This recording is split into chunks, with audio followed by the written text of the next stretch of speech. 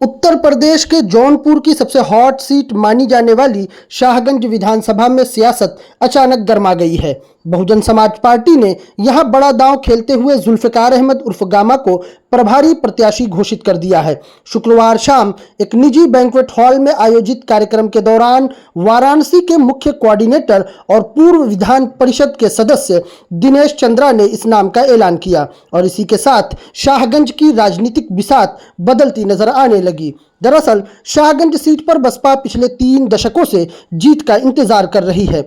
आखिरी बार जीत 1993 में मिली थी। इसके बाद से पार्टी लगातार संघर्ष कर रही है। फिलहाल इस सीट पर निषाद पार्टी के रमेश सिंह काबिज हैं, जिन्होंने 2022 में चुनाव में समाजवादी पार्टी के वरिष्ठ नेता शैलेंद्र यादव उर्फ ललई को बेहद करीबी मुकाबले में हराया था। अब सवाल यह है कि क्या जुल्फिकार गामा इस समीकरण को बदल पाएंगे। राजनीतिक जानकारों की माने तो बसपा का ये फैसला सीधा सीधा सपा के वोट बैंक पर निशाना है, क्योंकि इस सीट पर लगभग 60,000 मुस्लिम मतदाता हैं जो जीत हार तय करने में अहम भूमिका निभाते हैं। दिलचस्प बात यह है कि पिछले विधानसभा चुनाव में मुस्लिम वोटों का बड़ा हिस्सा निषाद पार्टी के खाते में भी गया था, जिसने मुकाबले को और ज्यादा रोमांचक बना दिया था। वहीं जुल्फिकार गामा ने साफ कर दिया है कि उनकी राजनीति मुद्दों पर होगी। शाहगंज को जिला बनाने की मांग और बंद पड़ी गन्ना मिल को फिर से चालू कराना उनके मुख्य एजेंडे में शामिल है। कार्यक्रम के दौरान सियासी माहौल तब और गर्मा गया जब समाजवादी पार्टी छोड़कर करीब आधा दर्जन लोगों ने बसपा का दामन थाम लिया। यानी साफ है, शाहगंज में अब मुकाबला सिर्फ चुनावी नहीं बल्कि सियासी वर्चस्व की लड़ाई बन चुका है। अब देखना यह होगा कि बसपा का ये दांव जीत में बदलता है या फिर समीकरण फिर से पलट जाते हैं। सबसे पहले मैं बहन कुमारी मायावती जी को तहे दिल से शुक्रिया अदा करता हूँ। सबसे पहले मैं बहन कुमारी मायावती जी को तहे दिल से शुक्रिया अदा करता हूँ।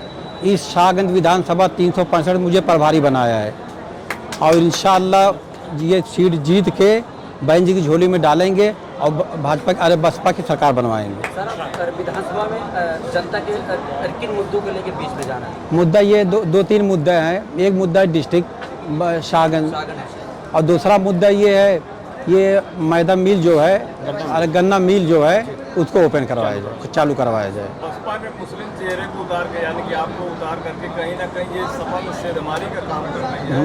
क्या कहना चाहेंगे? नहीं, ऐसा है ना, बसपा देखिए ऐसा है, बसपा अपने हिसाब से देखती है।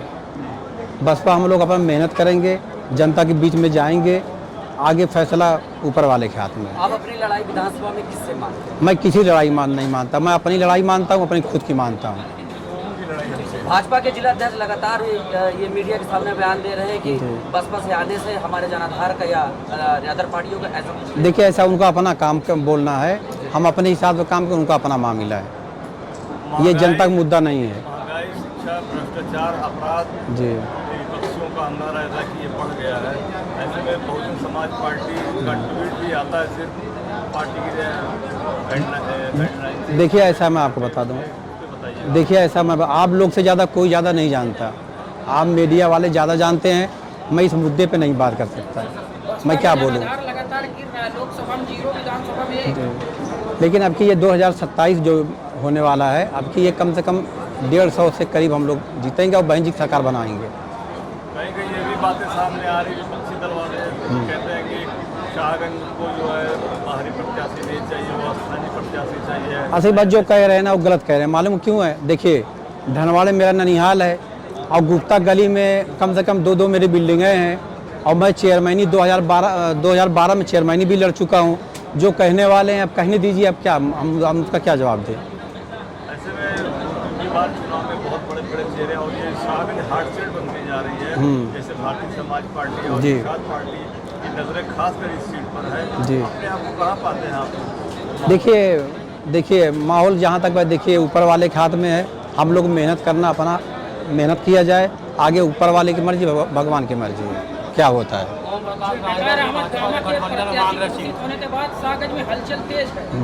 ठीक, वो तो ठीक, उनका अपना मामला है, समझ रहे हैं हम, हमारा मामला है। सरकार में बंद पड़ी चीनी मिल एक मुद्दा बन गया है जी, क्या रहेगा विधायक बनने का क्या सपना रहेगा? ये पहला सपना हमारा ये रहेगा वो गन्ना मिल जो है बन जाए।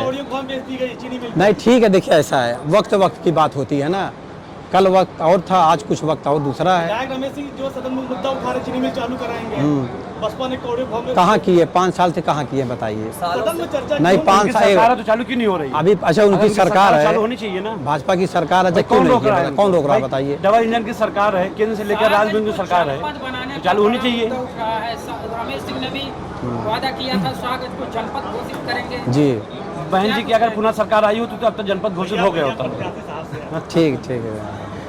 ओम प्रकाश राजभर भी शाहगंज सीट मांग रहे गठबंधन, ऐसे में किस तरीके से लड़ाई समझ रहे हैं? हमारी देखिए, मैं बता रहा हूँ, लड़ाई मेरी अपनी खुद से है, जनता की लड़ाई है। नहीं, मैं देखिए मैं अपने बारे में जानकारी आप लोग को बता दूं। देखिए जैसे आदमी तलवार लेकर मैदान में आ जाए ना, कोई आए जाए हमसे कोई फर्क नहीं पड़ता है, कोई भी आ जाए। चुनाव के दौरान क्या कुछ रणनीतियां हैं आपकी, जिस तरह से अपनी डोर टू डोर आप मुलाकात करेंगे, किस तरह से रणनीति? देखिए हम गांव में जाएंगे, अपनी बात रखेंगे, हमारे अपने में जाएंगे, गैर में जाएंगे। देखिए हमारा, मैं बता रहा हूँ आप लोग से एक बात बता देना चाहता हूँ, हमारे में चाहे कोई भी कास्ट का हो, सबसे ताल्लुकात हमारे बहुत अच्छे हैं। विधानसभा में देखा जा रहा है जी। समाजवादी पार्टी के प्रत्याशी महीनों से लगातार क्षेत्र में कवर कर रहे हैं, ऐसे में आप जनता के बीच जा रहे हैं, क्या प्रभाव पड़ता है? क्या ठीक है, कोई दिक्कत नहीं है, हम ये सीट आराम से निकाल लेंगे, कोई बहुत दिक्कत नहीं है।